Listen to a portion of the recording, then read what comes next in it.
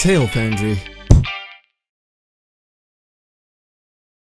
So we've kind of missed the mark for this video. Valentine's has come and gone, but that's okay. There's more than enough unbelievable, stomach-churningly toxic romance and fiction to last us the whole year round. Now that I think about it, maybe that's not a good thing. Bad romance is kind of a chronic condition in a lot of stories. We'll probably have to do an episode on this later, but for now, let's just talk about some of the worst. Number 5. This first one is not so much toxic as it is annoying. When you see it in fiction, you shake your head because you've seen it so many times before. When you see it in person, it probably makes you feel a little uncomfortable. I'm talking about knights in shining armor, or as they're known in real life, fedora guys? I don't know. I probably don't have to go into too much detail on this one, we've all seen it before. He's the perfect man. He does everything in his power to keep his fair maiden safe and happy. But what happens when she doesn't want that special treatment? What if she just wants to be treated like a normal person? In that situation, our knight in shining armor becomes an awkward, sometimes pushy, romantic. When guys, or to a lesser extent women, try to emulate this trope in real life, it can have disastrous results. My recommendation? Treat people like people. If you have to be a knight in shining armor, at least make sure there's a dragon involved. Number 4. This next one isn't the worst possible example of romance in fiction, but the sheer number of stories that use it despite how blatantly unrealistic it is, it's mind-blowing. We've seen it everywhere from Les Miserables to the Hunger Games. It's just all over the place. Number 4 on the list is love at first sight. Now, I wouldn't venture to define love for anyone. It's a very subjective term. But I think we can all agree that looking at someone for a few seconds is not a good way to determine whether you should spend the rest of your life with them. And yet, for some reason, writers have been getting away with this for basically forever. Now, don't get me wrong, from time to time we all look at someone and get all starry-eyed and start planning out how we're going to get to know them. That's pretty common fare, but it's quite a leap to look at someone for the first time, someone who's a total stranger to you, and decide then and there that they are the one. I guess this is a popular trope because it expresses the idea that love is something transcendent, something more than just a feeling, and sure, I can see the appeal in that.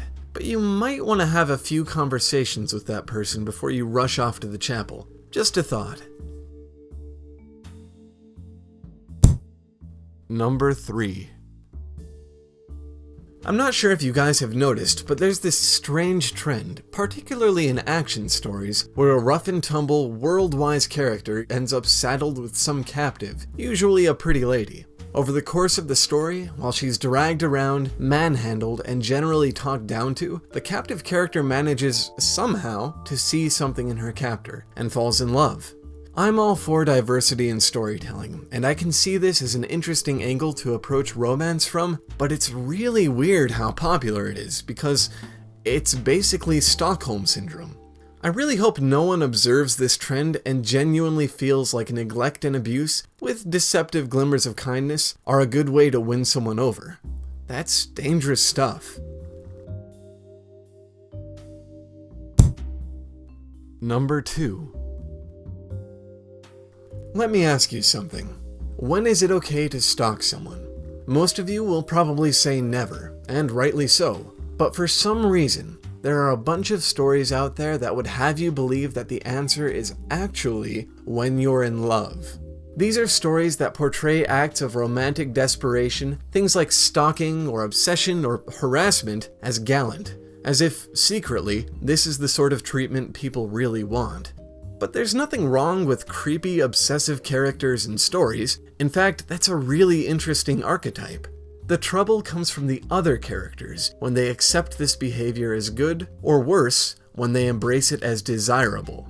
We shouldn't be encouraging this sort of thing, even in our fiction. Love is not a justification for bad behavior. Number 1. This isn't quite as toxic as some of the others on the list, but it sort of encompasses everything wrong with romance and fiction, so it has to be number 1. There's this idea throughout fiction in general that love is basically God. Love can heal wounds, save lives, literally bring the dead back to life. Love justifies everything in the end, whether it be stalking or kidnapping, committing to marry someone you don't even know, or forcing your knightly chivalry on an unwilling damsel. As long as you're in love, true love, everything will be okay. Love has a legitimate place in storytelling. It's an extremely important part of our lives and worth exploring wherever possible. But when it becomes an excuse or a justification, or a magical, supernatural force, it stops being real. Instead of exploring something integral to our experience as human beings, we're left looking at another fictional element, a piece of a made-up story, and nothing more.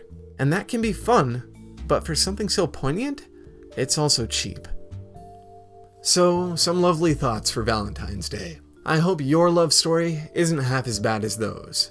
If you feel like we left something out or you have something you want to add, let us know in the comments or join the discussion on our Facebook page. As always, you can click subscribe if you want to see more videos like this, or click submit if you have a story you want us to share.